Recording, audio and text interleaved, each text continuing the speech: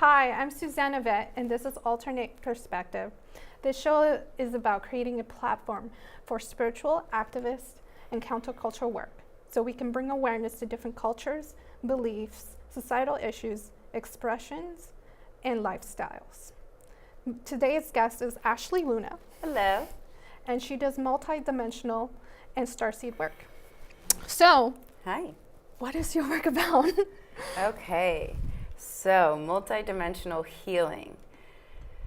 What that is throughout the past 2 years, I've been heightening my senses to their full capacity, right? Mm-hmm. So as I heightened my sense of feeling, I became more sensitive to vibrations or energy, right? Mm-hmm. And as my awareness grew around the energy around me, I started to realize that these different frequencies that I was feeling, I was able to channel into healings.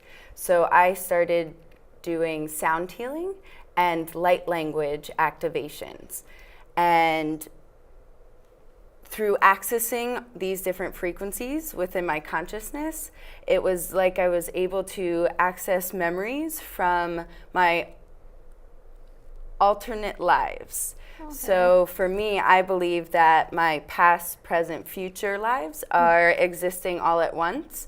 So as I open and expand my consciousness to the awareness of these lives beyond this physical plane, I have access to the healing abilities within those lives as well. Okay. So that's the work that I do. The work that you do.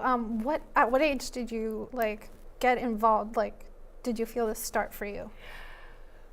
Well, growing up, I always had some interesting experiences with seeing ghosts or talking to ghosts or sleep talking to beings that weren't there. Yeah.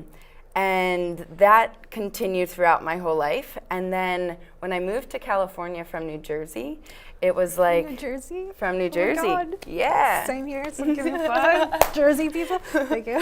When I moved here from New Jersey, that's when things started to shift for me. I quit my job at Enterprise Rent-A-Car doing sales and decided to go into massage therapy. And when I decided to do that, I went through a huge healing process of releasing a lot of anger and rage that was stuck in my body from sexual trauma or verbal mental abuse from my childhood. We're just going to take a tiny little pause.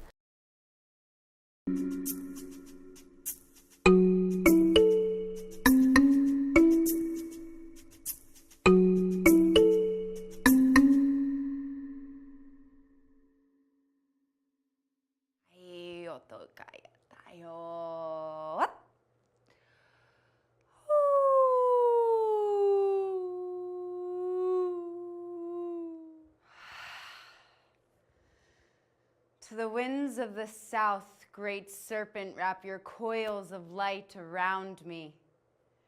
Teach us to shed the past the way you shed your skin, to walk silently on earth. Teach us the beauty way. Attune, attune, attune. We welcome, we welcome, we welcome.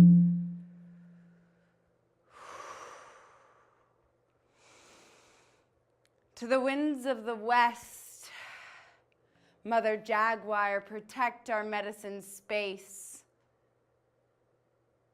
Teach us to live impeccably.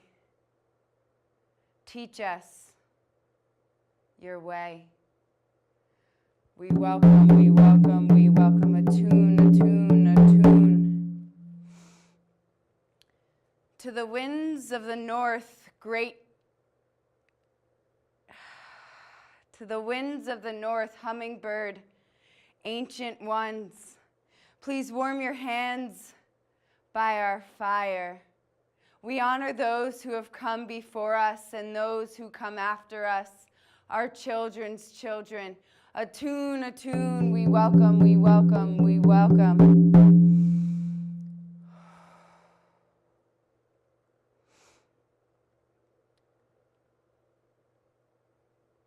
To the winds of the east, great eagle, condor, protect our medicine space. Fly to us from the rising sun. Teach us to fly wing to wing with the great spirit. We welcome, we welcome, we welcome. Attune, attune, attune.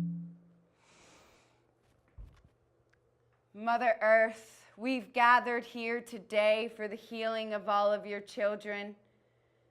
The stone people, the plant people, the two-legged, the four-legged, the creepy crawlers, all of your relations. We welcome, we welcome, we welcome. Attune, attune, attune.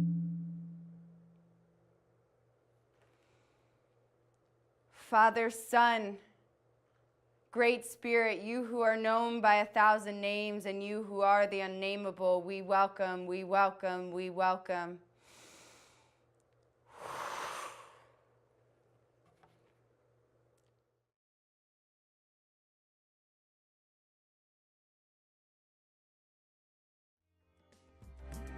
I began my journey with drumming when I started doing channeling. I realized that I was a trance channel and I was able to be an open conduit for the energies of other spirits to come in and express themselves. And I am just the vessel for their expression, and we co-create the music together. And I have only been drumming for a little over 3 months, and it just started. They told me to get a drum and I got a drum, and from there we have just created the music. And as for dance, I've learned how to move with vibration and how it interacts with my body, and that's how I dance. And that's why it's all improv, because I don't know how the music is going to interact with me that day, and every day is different. And I just want to be that pure expression of Source.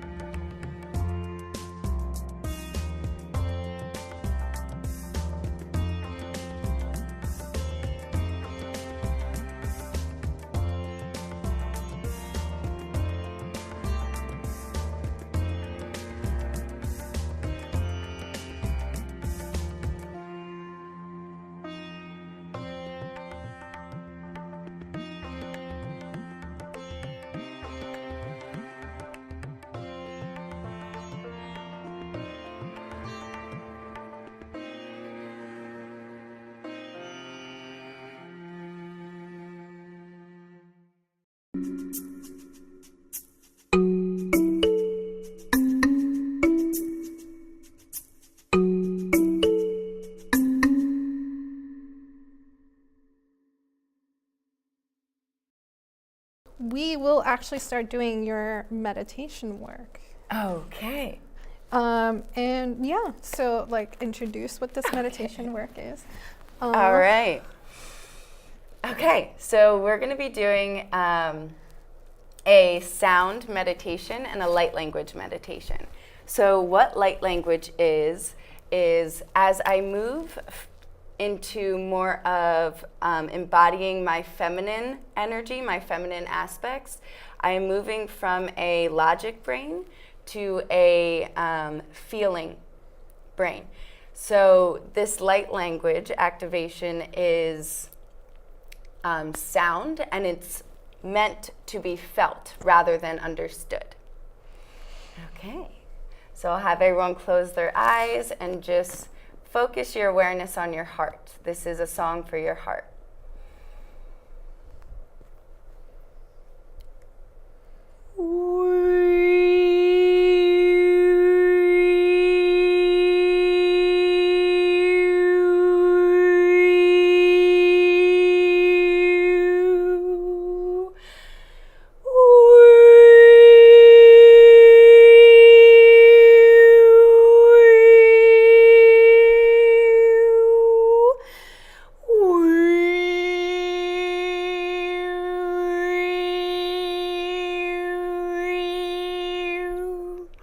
Kayoto no asi no raki no kayatayo.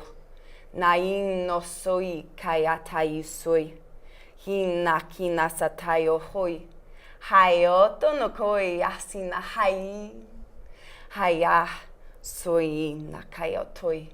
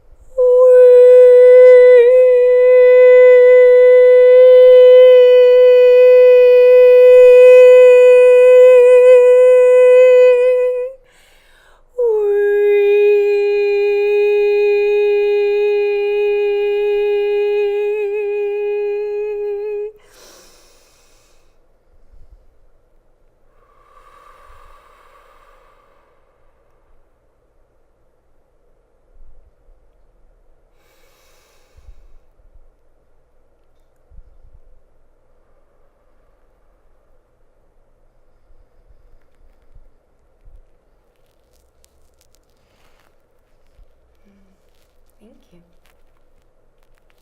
That was an interesting meditation. No, it's different from what I experienced. I'm used to, I do a lot of yoga, and I guess I like doing like meditations that involve me moving my body a lot. Yeah. But I do a lot of dance, so that's what I like doing. So it was interesting because it makes me think of the sound baths. Have you, like with the singing bowls? I do the singing bowls. You do the singing bowl? No, I remember when you did the massage work. Yeah. You did like a whole puree of different sounds. I remember. Yeah. I think there was like a little shaker at one point. Shaker, chimes, sound bowls. Yes, anything that has to do with vibration, I like to play with it. Yeah. And so, speaking of light language, because you did some light language there, what is light language? Okay, so light language, like I was saying, it is the language of my soul. So what I've noticed working in other dimensions and working with the inner dimensions of my soul is that words do not accurately articulate what I am feeling. So light language allows me to give expression to my emotions through a feeling-based communication. So it's not meant to be understood. It is meant to be felt. Because with each saying or prayer that I do, it is light encoded, and light is energy information. So whether we can comprehend it or not, it is piercing through the energetic body and activating a remembrance through frequency. That's interesting because I am reading a book. I'm going to actually have the guest the writer of that book come as a guest, but she was Okay. talking about nonsensical language as being very important, because have you seen like in like some churches when the Holy Spirit comes in, they go into like nonsensical language. Tongue. And also like apparently when the dying gets closer to to that time of death, they also go into what is considered nonsensical language as well. So I find that interesting as using, as we call it, nonsensical language as a way to bring in some sort of sense of peace or spiritual healing, because there is a study. I believe the person who does the study, but he did also studies for near-death experience. His name is Raymond Moody. And he covered this, which is very interesting. So I think it's really cool that you've touched upon that, because it's part of the reading I'm doing. Also, like part of this work deals with starseeds, right? Yes. So what are starseeds? Because people have asked me and I've been unable to answer this question. Okay, so what are starseeds? So starseeds are people who remember lives in other galaxies and have an affiliation with certain star systems like Sirius or the Pleiadians. So basically what starseeds are is they have already activated remembrance within their DNA of these lives of being these light beings, whether they were in form or not. So starseeds are here on this earth right now to help in the consciousness evolution that we're going through as a collective right now. Okay. Can you explain further this consciousness we're going towards? This consciousness that we're going towards? Yeah, the concept of behind this consciousness that we're aiming for, I believe. Oh, so like Christ consciousness? Okay, so the Christ consciousness. I heard someone talk about this. I don't know if you've seen the video, but someone was trying to get into Christ consciousness. Her name was Elwidge, I think, from the video. So explain further. I'm guessing it deals with Jesus Christ and the consciousness, the approach of being enlightened, or I think it's just for me and my understanding with it is it's just the consciousness of unconditional love. Okay. So really every choice that you make, every action that you choose is surrounded and devoted to love. Okay. So that is what Christ consciousness. And yes, Jesus obviously achieved this consciousness. So did Buddha. So did all these other ascended master beings that walked this earth. They achieved pure unconditional love, which is what Christ consciousness is. And we all have the ability to access this, and it's within us. It's not something that's outside of us. It's within us, and it's remembering that it's within us. Okay, so it's almost like that, because I've read this book that talked about the concept of loving kindness. So it's almost like literally that concept of being able to even love a complete stranger and have unconditional love for that stranger. So it's like that loving kindness concept. Exactly. And it can be taken a step further when you have perceived woundings or trauma in your past, taking that unconditional love to the person who created said trauma. So are you able to love that person who did that because it helps you Heal. reclaim your sovereignty? No, that's true. Like I can, from my own experience, it does help forgive whoever did said damage, because it just releases the anger, because you'd be surprised how much holding on to the anger is just, it leads to a lot of weird things. Our body is like a memory keeper of every experience we've had in this life. And then our soul and our DNA has all the memories from our lineages, like our ancestors, as well as our own lives that we've lived within it. So we have all this memory in us that is stored in this body.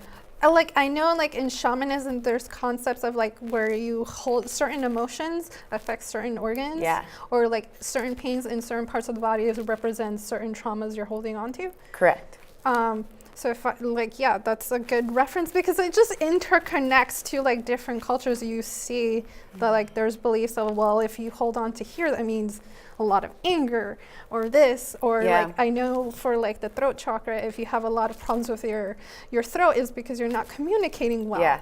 Yes. And speaking of DNA, Yeah. you told me about that you do DNA activation. So what is Yes. this? So that is what the light language and the sound healing is for. So like I was saying, they're light encoded. So I choose my tonality and the words that I'm using if I'm doing a guided meditation without light language, or I'm reading the energy of the room and of myself and of the people around me, and choosing the tones that will help stagnation in the energetic body. So help any stagnation or energy blockages that is creating an illusion or creating a limiting belief. So with using those tones and using those sounds or the light language, it goes in there and pierces that spot where that stagnation is and creates movement, right? Yeah. So then as the movement releases back into the energetic body, it's like the person can then feel into that energy that was blocked. Again, they can feel back into that space, and within that space are memories of our other lives, or memories of different frequencies that can help us in times of resistance. Yeah. So No, that's really interesting. Yeah. Though I can also see that releasing a block could lead to a lot of like emotional triggering. it definitely does. With releasing a stagnation or a block, emotions will come up because you've lived for how long with that block there, and then all of a sudden it's released, and then a floodgate of new memories come in, and then you're like, what's real, what's not real? And then you release it, and then start to integrate those new memories or energies into your body. All right. Yeah. Well, I'm going to show really quick this lovely little art piece that we have going on here. So I do have this little setup here that I'm having my guests bring different things that represent them, and I'm going to try creating an art piece that represents them in diversity. Can I ask you just a little tidbit of what exactly this embodies? So, can you hold it up? Yes. I'm going to like, talk about it. Yeah. Let's hide it. Okay, No. so, all right. So this is a soul card. The soul card. And I was at a workshop this past week, and we made these soul cards. So we got into a meditative state, and we're given all these different magazine cutouts, and I just started pacing things together. And this specific one is representation of my inner child and accessing my divine gifts of being an oracle, of being a channel, and allowing my innocence of my child to really play in that magic that I was given. Well, that's awesome, and I think it's really important to like embody your inner child because we don't do that often. Sure. It was really good to have you on the show. This is Ashley Luna. Again, she does multi-dimensional and seed work. I would definitely recommend getting her massages. It left my back fantastic and phenomenal. Again, this show is alternate perspective, and it's all about cultivating diversity within the community. I hope you guys come back and show up and keep watching. So thank you. And we actually have a terrific crew with Ken Baxter, Michael Nicholson, and Josue. And Josue and Michael are our camera people, and Ken has been our technical director. So thank you guys very much for the help.